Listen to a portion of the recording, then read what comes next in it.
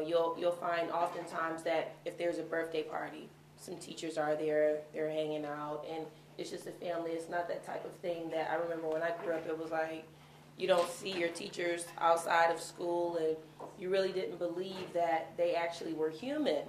But I was in Walmart a couple of weeks ago, and one of our preschoolers that we have reading buddies with, his dad saw me, and it just so happened that his dad and I went to high school together. I was saying, "Hey, how you doing?" And I looked at him and said, "Hey, Nathaniel, how you doing?" Oh, what is that teacher doing here in Walmart? And it was just funny because I was like, yeah, that's what I used to think. Like, teachers don't shop. They don't go out and do that. He couldn't believe it. So when he saw me at school, he said, "You were at Walmart." I said, "Yeah, I got to have food too." You know? And it was so funny. But this is a great place. I love this place. You know, it's a place where everybody knows your name. It's like Cheers, and everybody is of value here.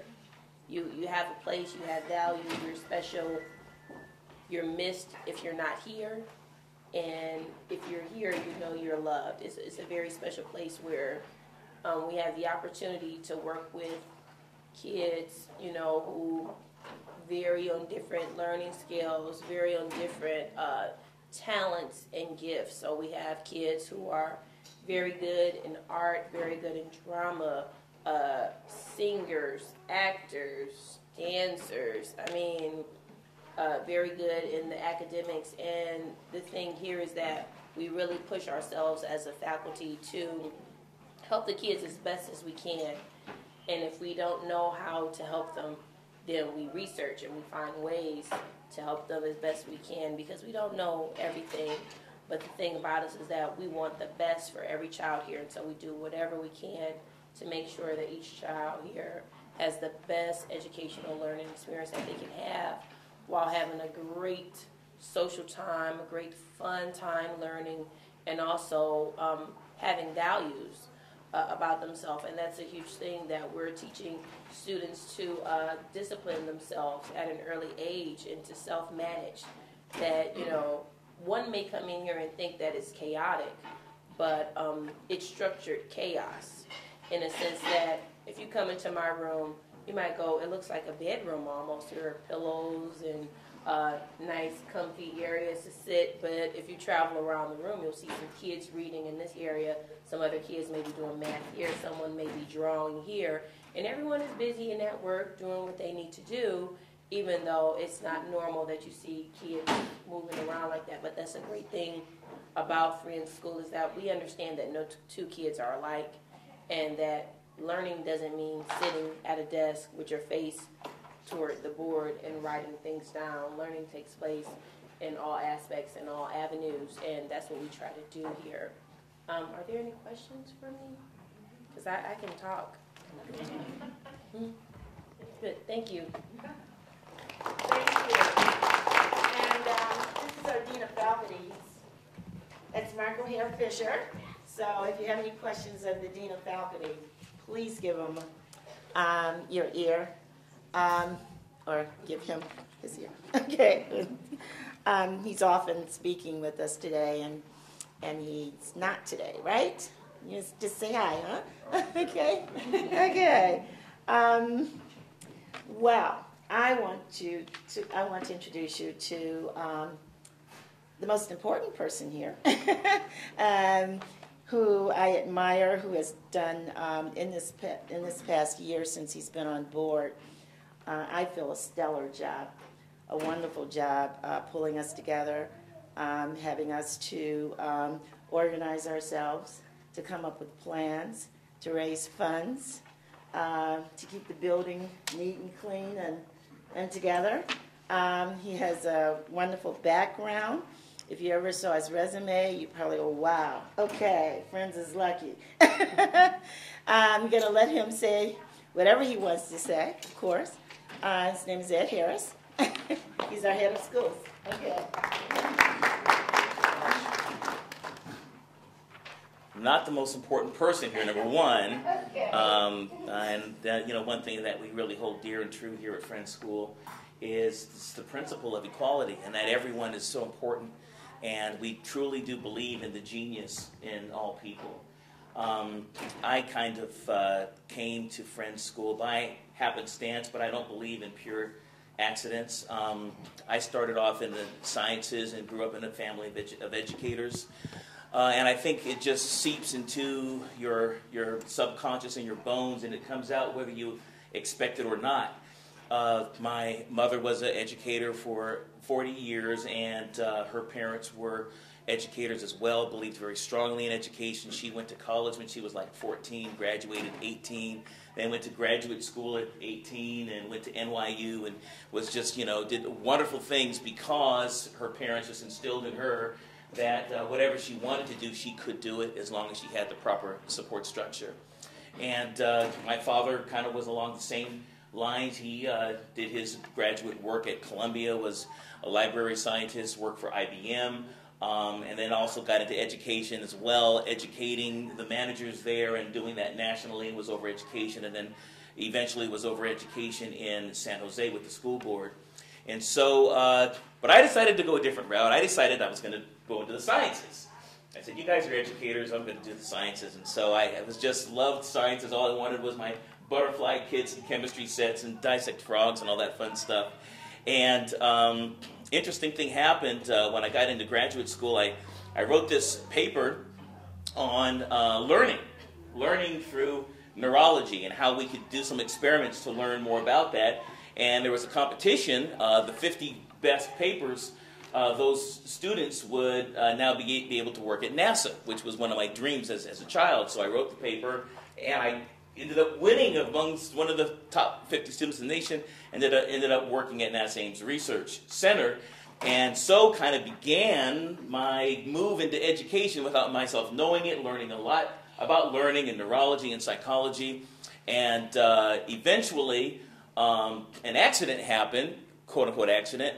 I was riding my bike, and in California, UC Davis, people don't drive that many cars, but they ride lots of bikes, and there's lots of rules. And if you don't follow the rules, you get a ticket on your bike just like you would in a car. So I didn't follow one of the rules, and so I get this ticket. And so I don't have the money to really pay for this ticket, and so they say, well, okay, you have to do community service.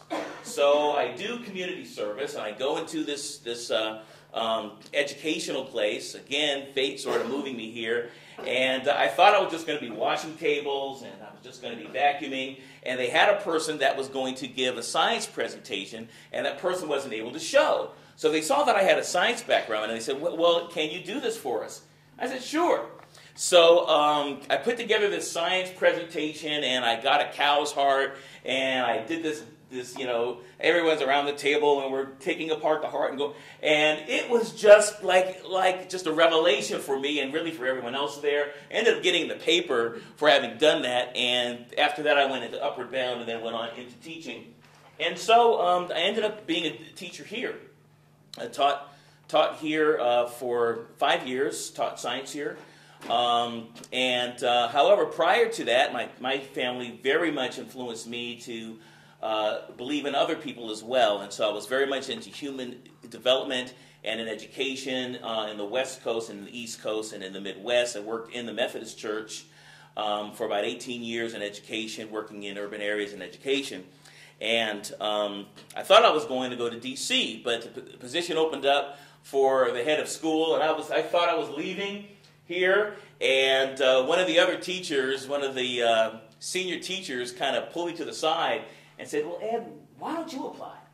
And I said, no. But then a couple other people said the same thing, and it was very competitive, and somehow I eked it out. So here I've been the head of school now for about a year and a week, I think, year and a week and a half.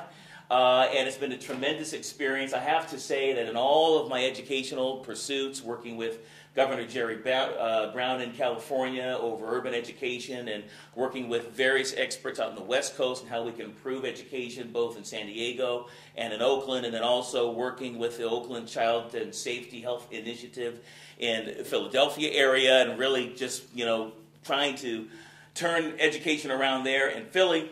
There's a lot of parallels between Oakland, Philly, and Detroit, and I learned a lot in those other areas. And I have to say that Friends School has just been the best thing I've ever seen or heard of in all of my educational studies and pursuits.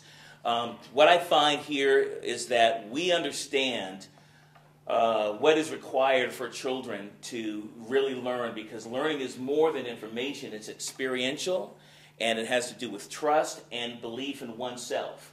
And what happens here at Friends School is that we encourage every child that they should just be themselves. They don't have to be like anybody else. That who they are is already a genius, because in my definition of genius, that's a person who has the ability to do some things that very few other people might do.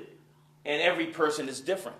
And therefore, if you are unique, your genius comes from acknowledging your own individuality and being very comfortable and secure in that. And what we find is that we get great diversity here at our school, not just economic and racial, but in personalities and preferences. And we find that that benefits the individual as well as the whole. So this is a wonderful place, and it's been a great experience. So I'm hoping we can go around a little bit, and we can introduce ourselves and how we came to Friends School. My name is Sam Boyd. I have twins, Kennedy and Caleb, in the first grade. And we came to discover Friends School. Actually, we were looking for a summer program right before the kids were going into kindergarten. And my wife came and visited Friends. And she said, not only have we found a summer program, but we found a new school for the kids. And prior to that, we weren't really certain where the kids were going to go, and paying tuition at Friends School was not necessarily on our radar. But we've been able to make it work, and we can't think of any place better to have our children. Good morning. How's everybody? Good morning. This is my first visit to the school. Having worked downtown my entire life, I'd never been in the building. I'm colleagues with Deborah over the years on many different initiatives, and she invited me. I'm presently the Urban Fellow at Marygrove College. I left work in philanthropy to be the inaugural fellow there at the college to help the school develop an urban leadership curriculum across the entire campus. It's a transformation for the campus. So it's just been interesting to hear, especially from your former student, how well she was